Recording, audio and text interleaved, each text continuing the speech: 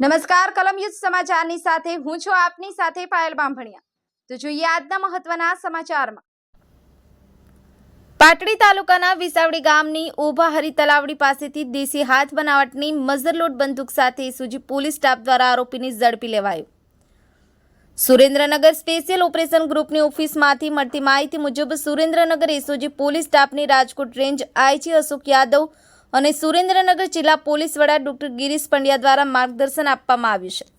સુરેન્દ્રનગર જિલ્લામાં દારૂ જુગાર શરીર સંબંધી ગુના કરવાની ટેવવાળા આરોપીઓ બિનકાયદેસર હથિયાર લઈ ફરતા આરોપીઓની ખાનગીરાએ બાતમી મેળવી આવા આરોપીઓને ઝડપી લઈ તેમની સામે કાયદેસરની કાર્યવાહી કરવી। ત્યારે સુરેન્દ્રનગર જિલ્લા એસઓજી સ્ટાફના PSI head constable Aniruddhsinh Zala, police constable Mahavirsinh J Rathod, ચેહરભાઈ Amarsinhbhai અશ્વિનભાઈ કરસનભાઈ પાટડી તાલુકાના ઝીંઝુવાડા ગામ તરફ પેટ્રોલિંગ કરી રહ્યા હતા।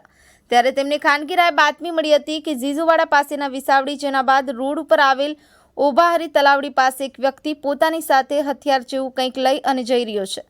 આથી તેને ઝડપી લઈ તપાસ કરતા તેની પાસેથી દેશી હાથ બનાવટની મઝરલોડ બંદૂક કિંમત ₹2500 મળી આવેલ।